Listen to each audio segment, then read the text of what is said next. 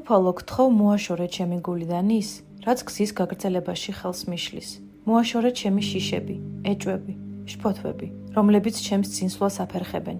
მომეცი ძალა, რათა არ დავნებდე მაშინაც კი, როცა ძალიან ძნელია.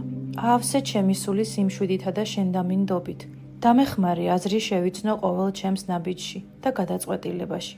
უფალო თუ ჩემს ცხოვრებაში არის ვინმე, ან რამე, რაც შენთან მოსვლაში ხელს მიშლის, გთხოვ გზიდან ჩამომაცალე. დახურე ჩემთვის ყველა ის კარი, რომელსაც არსაით მივყავარ და მხოლოდ შენკენ მომავალი კარი დამიტოვე ღია. მიწინამძღვრე და გამაძლიერე რწმენაში.